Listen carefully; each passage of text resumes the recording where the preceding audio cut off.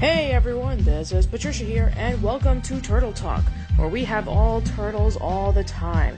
This is the podcast where we talk about everything Ninja Turtles related. Movies, TV shows, video games, toys, the works. So grab your pizzas, grab your sais, and grab your katanas, and sit back and relax as we talk about Teenage Mutant Ninja Turtles. Brought to you by oldschoollane.blogspot.com and manicexpression.com. Hey everyone, and welcome to another episode of... What episode are we doing? What are we doing? Are we doing casual chats, or are we doing Turtle Talk? Well, how about this? We're doing Turtle Talk. Okay, it's corny, I know. Alright, anyway, sorry about that. I'm just in a very corny mood right now. I just thought I would open up with a joke, and, yeah, it didn't work so well. Anyway, I'm Kevin. And I'm Patricia. Anyway, we got a very special, interesting episode today of Turtle Talk.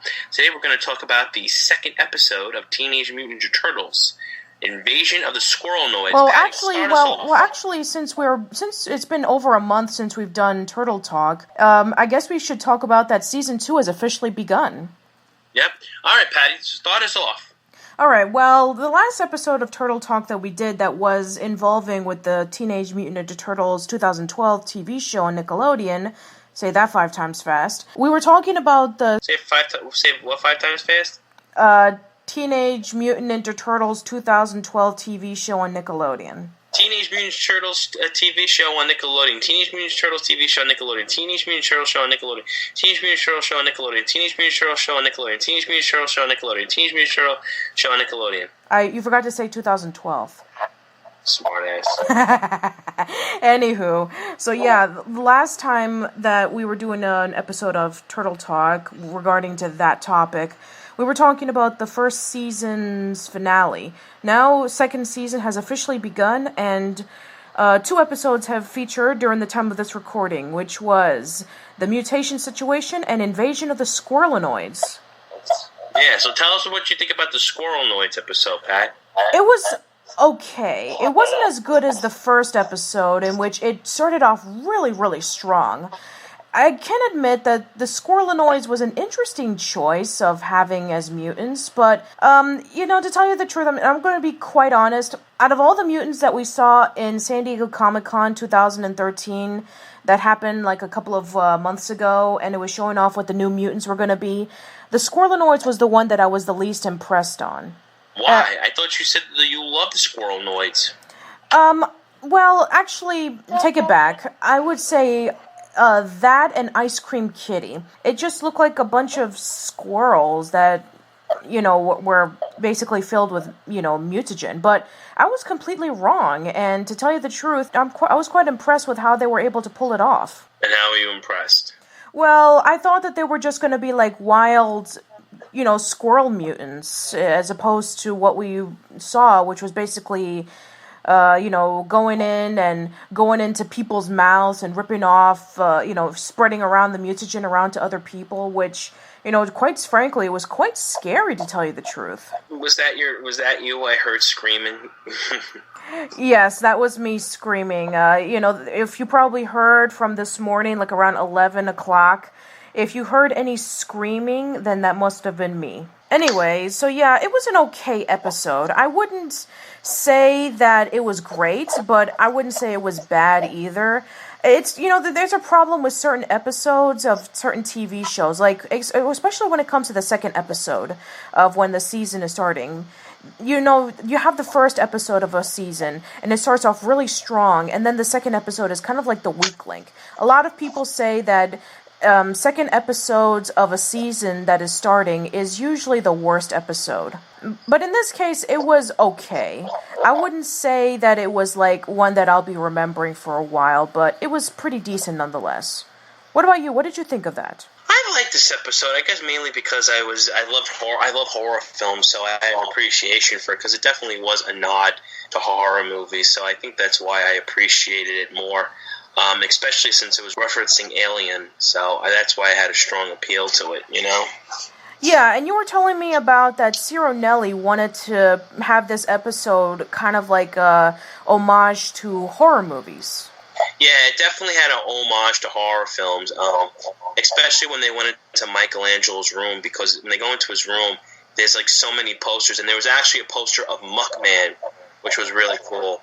Muckman, it was, and it was kind of like the poster to The Incredible Melting Man, this 1977 horror film, which was really cool. And there was also a poster for City of the Living Dead, which was directed by Luci Fulci, although they changed the title to Survivors of the Dead, which I thought was really cool. So, yeah, there was a lot of nods to horror films in this movie. Mostly Alien, though, so... Right, and, you know, to tell you the truth, I am not the horror guru. I don't really know too much about horror movies since I never grew up with them. So Kevin is the one who is going to say a little bit more of a praise to this episode than I will. Yeah, it was definitely a really cool episode. I know Patty was a little scared here and there, but I thought overall it was pretty good. I definitely liked the feel of a B movie and stuff like that, because, you know, Ciro Nelli is a horror fanatic, and he does, and I like how he incorporates this into, you know, the Teenage Mutant Ninja Turtles. I guess because he feels that the mutants in this incarnation, actually, I think he feels in general that all the mutants in the Ninja Turtles are like monsters. So I guess that's why he kind of made this incarnation very like scary monster type. Yeah, which is interesting. You rarely see a quote-unquote Halloween episode from Nickelodeon that plays off like a B-movie. I think the last one that we saw was an Angry Beavers episode, which was celebrating Halloween, called The Day the World Got Really Screwed Up. That's the black and white one, right? Yep, that's the black and white one. Yeah, that was a good episode. Yeah, definitely. It's probably one of the best Nickelodeon Halloween specials ever, because it just is so bad it's good, in which it just perfectly encapsulates on what a typical B horror movie from the 1950s are, and especially since it's a cartoon that came out in the 90s. Well, I kind of felt like this was an episode by Roger Corman, to be honest with you, which I thought was interesting. Yeah, I know, and it's really interesting how, you know, surprisingly, they were able to take a cute, cuddly animal such as a squirrel and turn it into, like, some sort of monster. Yeah. Wow. I guess, you know, from what we learn with B horror movies, you can be able to take any animal and make it, you know, like a monster and terrorize people. Birds, sharks, cockroaches, snakes. Yeah, they really went overboard, but that's cool. Yeah. And then of course, there was the last episode, which featured the episode 1, the mutation situation. And I think this episode, it really captures my attention of what I want to see in the next season of TMNT, because the stakes are much more higher than it was in the last season. You have the mutagen that's basically spread all over the city. The turtles were extremely cocky, and they felt like, you know, they got control of everything. They felt like they've saved the world, and they didn't have to fight any more crime because the Krang and the Shredder were defeated. And so now basically they caused their own catastrophe with releasing the mutagen that the Krang and the Shredder were going to be using for some sort of secret plan that we never really got to know what it was going to be at the end. Right. And then, of course, the main highlight of the entire episode. Kirby O'Neill turns into a bat, thanks to the mutagen. He saved April from being mutated. Oh, yeah, that's true. And, of course, the biggest thing, you know, that we have yet to see, you know, any of the incarnations of the Turtles. April O'Neil is furious with the Turtles, and she's never going to see them again. And now she's on her own. She no longer has the Turtles by her side. And I think this is going to be really interesting. Well, keep in mind, we don't know for a fact that she's never going to see them again. This is just, right now she says that, but I believe that down the line she's going to see them. I mean, April's such a central character, so I don't think they're going to leave her in the dark too much. I do know that she has a thing for Casey, which I'm not really crazy about. I mean, I know we all saw her coming because in Turtle lore, whether it's the comic books or whether it's the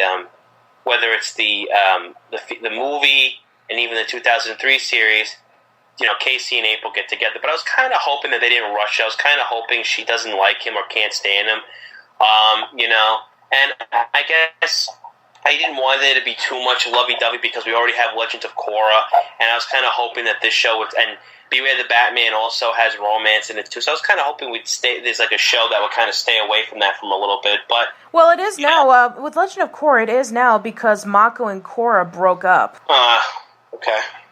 So yeah, that is off the side for now, and the recent episode of Legend of Korra, Beginnings Part 1 and Part 2, in which it introduces One, who is the first Avatar, that, oh my god... Where did this come from? This was what I was hoping that the Legend of Korra would be doing throughout the entire... Wait, hold on. Avatar Roku appears in Legend of Korra? Yeah, Avatar Roku does appear in Beginnings Part 1, but only for like a few seconds, because in that episode, Korra loses her memory because she was... Wait a minute, I have a question to ask you. Yes? Is it voiced by the same actor? Yes, of course it's voiced by the same actor. And he appears in this one, right? Only for like a second. Does he talk to Korra? Yep, he talks to Korra. What does he say? Well, you see, Korra lost her memory because she was attacked by a dark spirit, and so she needed to gain her memory back. So while she was going to the Fire Nation, there was a fire temple that picked her up and dipped her into like this pool so she can be able to reconnect with the spirits. And with that, we were able to see her past selves. We were able to see... Aang, we were able to see Roku. So yeah, you saw all the other past avatars, and then of course you see Avatar 1, who was the first Avatar. And man, this episode was amazing. I'm just going to be quite honest. The earlier episodes of the second season of Korra was such a drag. It just felt so frustrating because Korra didn't seem to learn any lessons from her journey. Now, going back into Turtle Talk with the first episode, the mutation situation, the turtles were cocky. They were overconfident because they defeated the Krang and Shredder. But they were able to learn their lessons immediately after they spilled the mutagen. And this took place weeks. Legend of Korra from season 1 and 2 took place 6 months, and she hasn't learned a thing. Imagine this. Imagine if season 2, the mutation situation, took place 6 months after they defeated the Krang and Shredder, and their overconfidence just basically carried out for like 6 episodes. You would like that, wouldn't you, Patty? No, I wouldn't like that. In fact, people were starting to get irritated by it. There were actually a couple of people who stopped watching Legend of Korra altogether. But, man, the last night's episode, the 1-hour episode involving with Avatar 1, oh man, does it make up for it. Avatar 1 was so likable, and he was so cool. I mean, he made mistakes, but he was able to fix the mistakes, and he was able to carry on the legacy of what the other avatars would be. I mean, it's like, why couldn't we focus on one for a couple of more episodes? I found him to be even more fascinating than Korra. But you know what? I mean, that's my opinion. A lot of people, they're starting to like Korra. In fact, even, comic book cast member Joel is trying to defend her. But I don't know. I mean, I'm going to have to agree with what, the Nostalgia Critic and his brother Rob have to say about it, saying that I think that the reason why Korra is not becoming even more fascinating is because she has literally no backstory. When we see her in the first episode, she's just not that, we already know that she's already a prodigy, but there's just nothing really to her. I mean, going back to the Turtles again, the Turtles, we already knew about them. We knew about them since 1984, reading the Mirage comics. And, we follow them throughout the entire years. We followed them throughout the cartoon. We followed them throughout the movies. We followed them throughout everything. We know about their... Patty, I'm going to have to cut you off right now. The viewers have spoken, and I wanted to let you know that it is time now for you to do the you-know-what for the you-know-who at this very in particular time. I have no idea what you're talking about. Neither do I. Continue. Anyway, as I was saying before, we know about the Turtles' backstory, so that's why they were so fascinating. We were able to distinguish what their personality was. We were able to get down to their psyche, and that is what made them so fascinating. And psychos? Psyche, not psycho. Oh. Anyway, as I was saying, we were able to immediately love the Turtles when the 2012 series hit, because even if you weren't a fan of Teenage Mutant Ninja Turtles, even if you've never even heard of them, even if you've never even seen the movies, the comic books, the cartoons, even if you've never even associated with them, let's just say you started off from scratch, you're able to immediately fall in love with the Turtles because they had distinctive personalities and they were able to have different strengths and weaknesses that were able to differentiate each and every single character. And also the same with Shredder and Splinter and Krang and April and, all the other villains that we came to know and we came to appreciate. And like I said before, Mutation Situation was a great starter for the second season because the stakes are even higher than they were in season 1. And that's why I really appreciated that, as opposed to when Legend of Korra started its second season. And it just felt like, the first season didn't even happen. Wow. Anyway, I'm sorry for the tangents of Legend of Korra. I mean, this is... not liking Legend of Korra, huh? I mean... At first, I was getting frustrated by Legend of Korra, but then Beginnings Part 1 and 2 changed it for me, and now I'm starting to get a little bit more interested. In fact, I mean, before this episode showed up of, Beginnings Part 1 and 2, I was actually starting to like more of Teenage Mutant Ninja Turtles than Korra, and I never thought I would say that. Anyway, I'm sorry that I got into the whole Korra tangent. This is called Turtle... Yeah, you should be sorry, Patty, but we love you anyway. I mean, this is called Turtle Talk. This isn't an Avatar podcast or a Korra podcast, so I'm sorry. But I just wanted to bring up a good example of how to start a second season. Turtles, TMNT 2012, Mutation Situation was able to do it in a wonderful way. And if you haven't seen it, please, I recommend that you do so. It's already up on YouTube as we speak. And also, a couple of weeks ago, Teenage Mutant Ninja Turtles Out of the Shadows came out on Xbox 360 and PlayStation 3. And I played a demo of it when I was at GameStop. Well, tell us what you think, you little toenail. It's awful. It's awful. Basically, here's the thing. It's trying to take the Teenage Mutant Ninja Turtles in a more darker, grittier approach, similar to the comic books. And they're like more like beefcake versions of the Turtles. And basically, all you have to do is just... Beefcake? What do you mean by beefcake? Wait, time out. When you say beefcake, are you talking about beefcake with mustard, the beefcake with rice in it, with cheese, with lobster? Like, what do you mean by beefcake? Some of us don't understand what a beefcake is. I mean, we could have take like a few minutes to explain like the nutrition value of a beefcake. No, Kevin. A beefcake is not a particular food. It's just a figure of speech saying that the turtles look like they were extremely muscular. Yeah, and all seriousness aside, I didn't really play the game only because the 2012, if I may interject for just 1 minute and then Patty can continue. Please. I think the show already has dark moments. I really don't feel it's necessary to make something darker than it already is. If you're going to make it dark, then, what's the point? And, I don't understand, don't get me wrong, I don't know why. I like Carlos Elizaki, but I can't understand why they didn't get the voice actors from the show to do the voices of their respective characters they play. And I don't know why Dog Pound wasn't included, why Fishface wasn't included, but still, I mean, it just seemed like you're making something darker, and I just didn't like the fact that they made the turtles look, it just was really weird the way they designed them. The turtles look like the Michael Bay turtles. Yeah, I think the reason why they decided to change it was because there was already another video game that was based off of the 2012 Turtles, and they already had the voice cast of the people from the show, and also the characters, so I think they wanted to differentiate it, make it more like a Teenage Mutant Ninja Turtles video game for, older teenagers. Right. So I think that's why Out of the Shadows is the way it is. And it's not only, we're not complaining because it's dark and gritty. We're also complaining about another factor, the controls and the camera. It is so awkwardly put together. I only played the first level of it, and already I was I couldn't even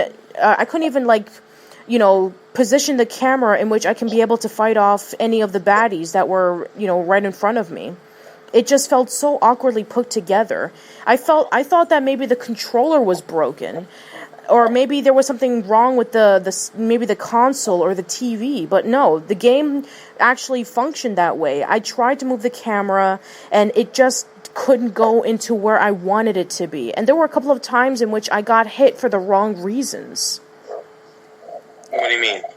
Like, there was a baddie that I couldn't see, and then all of a sudden I started taking a bit of damage, and it wasn't my fault because I couldn't position the camera properly. If you're interested in picking up a TMNT video game on this generation, I would recommend not to pick up Out of the Shadows. It looked really promising, but I was disappointed by it, and I'm hoping that the one based off of the Nickelodeon show would be a lot better. I hear you. Oh, yeah, and another thing that we have to talk about with Turtles is that Kevin and I are going to be doing the episode reviews. We're going to be doing recaps on Comic Book Cast. Oh, yes, we are. Tell them about that, Plinky Doodle. Sure. Let's see. Last week, Armin was at New York Comic Con, and he happened to have been there on the same weekend that Season 2 of TMNT was starting. And so, with Joel covering up the Legend of Korra episodes, and Armin and Tom and Joel, they were the ones covering up shows like Arrow and Agents of S.H.I.E.L.D., so there was nobody who was available to do TMNT 2012. Originally, Armin, he was doing the episodes, he did the first 2, but as time went on, he just was so busy that he couldn't finish up the rest. So I asked him if it was okay if maybe Kevin and I can do episode recaps for him, and he said absolutely. And so right now, we're going to be doing 2 of them. We already did one for the mutation situation, and then coming up this week will be an episode 2 recap of Invasion of the Squirrelinoids, and we'll be continuing to do that for Comic Book Cast throughout the rest of the season. And yeah, all you have to do, subscribe to Comic Book Cast. Their YouTube channel is Comic Book Cast 2. Go to their website, thecomicbookcast.com. It's not comicbookcast.com because there's already another website called it. It's thecomicbookcast.com. And yeah, follow them on Facebook and Twitter and check out their work. I mean, they're really good guys, and we've become really good friends with them. From the 1 year that we've known them. So yeah, I'll be featuring the recaps on our YouTube channel on a playlist so that they can be able to check it out. Anyway, so Kevin, anything else you want to add? Yes, Kevin. I heard that you picked up some new TMNT toys. Yeah, I picked up a couple of them. I was able to get the Mousers, Turtles in Training, Leatherhead, Shredder from the 2012 series, and Cockroach Terminator, which I'm really excited about. I haven't was able to find Spider Bites or Shredder 2, but I'm on the lookout for those. So please tell them about the toys that you got recently on the Technodrome forums. Oh, I got all 4 of the soft head Teenage Mutant Ninja Turtle figures, which are considered the rarest, but the ones that are considered even more rare is the Club Flyer ones, which is this little Club Flyer that used to come with all the figures. That was the first series run of the figures. I also got the very rare April O'Neil Stripeless, which was out for they only made a few number of those, and I was able to pick her up. So I'm also on my way of picking up a soft head Shredder figure. So I'm pretty happy about that. Wow, and how much did you have to pay for that? I paid $100 for each figure. And how much do they regularly go online? Oh, $400-$500. Wow. Congratulations on that, Kevin. You are lucky. You were able to pay the same amount of money to get all of the soft heads when a person would regularly just get one.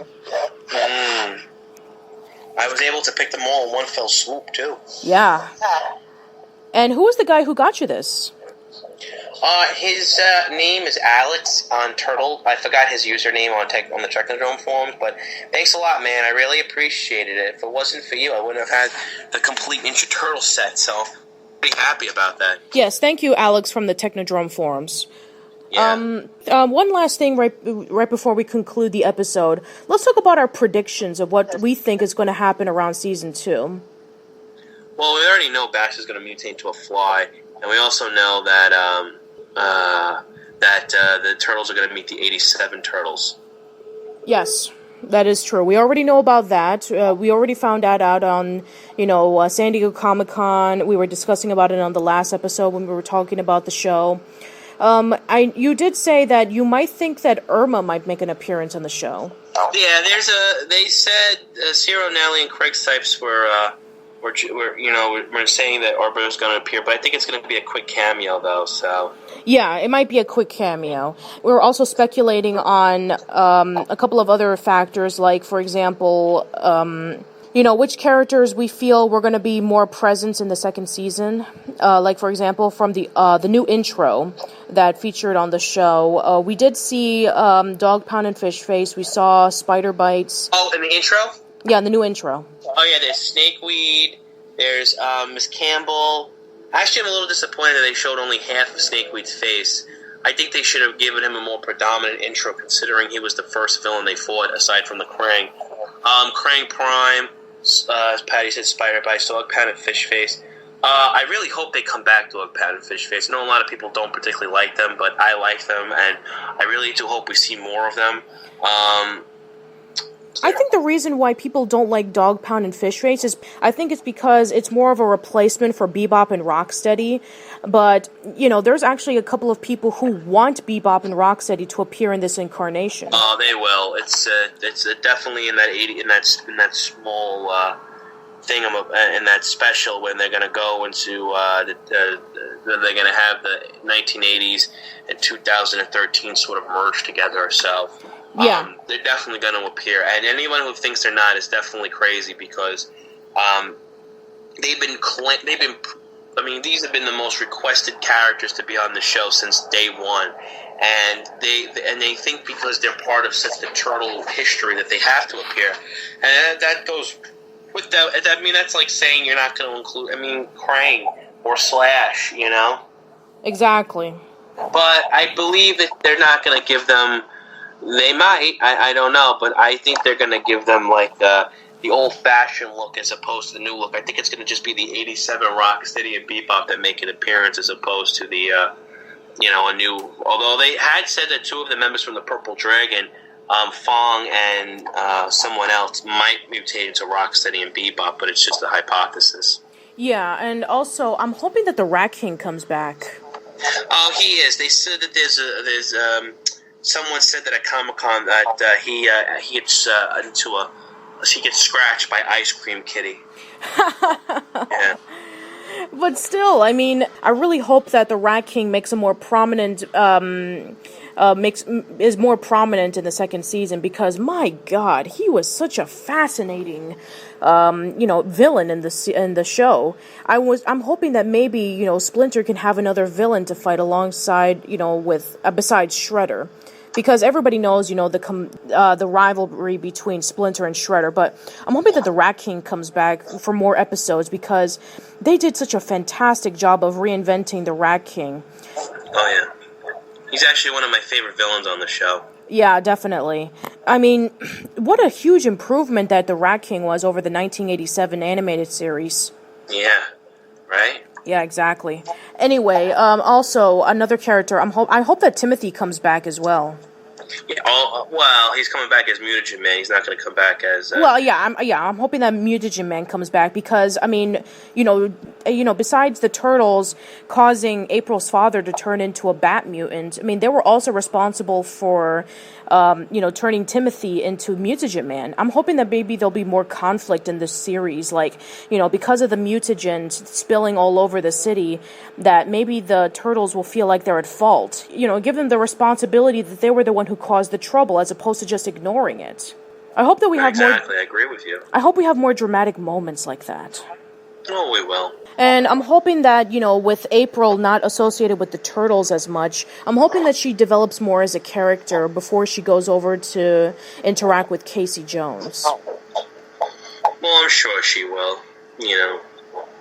Yeah, I know. And then, of course, I think that Casey will be the traditional, I hate the mutants, let's go take down the Turtles situation. Yeah, it's going to be really interesting how he's going to hate in this incarnation, he hates mutants and he hates rats. So this is going to be pretty interesting how he's going to, get along with the Turtles. Yeah. In the original, he was played by, what was his name? Pat Fraley. Pat Fraley. I don't know if Josh Peck is going to give him the same Brooklyn accent that Pat Fraley gave for Casey. I think they're going to reinvent the character just like Pat they did. Fraley gave him more of a Dirty Harry voice than he gave him a Brooklyn accent voice. Oh yeah, that's right. He gave him the whole. It wasn't until the 2003. I forgot the voice actor for the 2003, but he gave him a thick Brooklyn accent. This Casey Jones in the 1987, that was more of a Clint Eastwood. Dirty Harry, Clint Eastwood. Yeah, so we went from Clint Eastwood to a Brooklyn accent, and I wonder how Josh Peck is going to give the character of Casey Jones. Should be interesting, though, because, I mean, you have to consider that Josh Peck hasn't been in anything Nickelodeon-related since Drake and Josh. And, it's nice to see him back in Nickelodeon again. That's not embarrassing like Drake Bell is doing the live-action Fairly Odd Parents movies. Or Ultimate Spider-Man. Ugh! Sorry, I had an aneurysm. Anyway, did you just say you had a farterism? No, aneurysm. Is there any other predictions that you have or anything that you want to talk about right before we conclude the episode? Well, I just am curious to know who John Casser and Robert Englund are going to voice, since they are going to be on Ninja Turtles. Oh, yeah, that's right. Yeah, just last week, Rob Paulson posted on his Twitter page that he was doing an episode of TMNT with John Casser and Robert Englund, a.k.a. the Crypt Keeper and Freddy Krueger. I'm telling you, man, I love the way this is going with all these voice actors, you know? Yeah, I mean, we've gotten some great voice actors so far. We've gotten Cassandra Peterson, we've got Roseanne Barr, we got Louis Black, and season 2. What do we have for season 2, Pat? We have, Danny Trejo, John Casser, Robert Englund, Corey Feldman. Mm-hmm. We got a lot of interesting people signing up for Turtles. Yeah.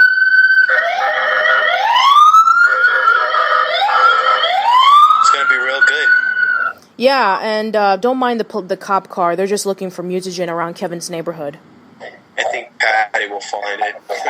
Well, I mean, you live in New York, and that's where all the mutagen's at, so I'm sure that the Turtles are going to be coming by to your doorstep any minute. Oh, God. Well, is there anything else you want to add, Pat? No, I think that's it. Really not much to talk about, and really not much to talk about when it comes to the movie either. I mean, we haven't had any new news about the movie in quite a while, actually. And you know what I heard a rumor that Vernon's going to be in it, but it's a rumor. Yeah, that's all. Yeah, but you know what the old saying goes: no news is good news. How about they cancel the movie? That would be the greatest news ever. Yeah, we're crossing our fingers here and hoping that the movie will be canceled. And that should be it for this week's episode of Turtle Talk. We're going to be kind of slow with it because we won't be seeing another episode in 2 weeks. So stick around and take a look at some of our other content, such as Casual Chats and Nick Jukebox. Until then, as we say around here, Cowabunga, Booyakasha, whatever you want to call it, see you later. Or the Patricia Chronicles. Or the Patricia Chronicles, that too. Catch that on NBC on 8 o'clock Eastern Standard Time. Alright guys, take care. Remember, be cool and stay in school, and don't forget to watch your daily patties. Yep, and same for Kevin. See ya. Bye.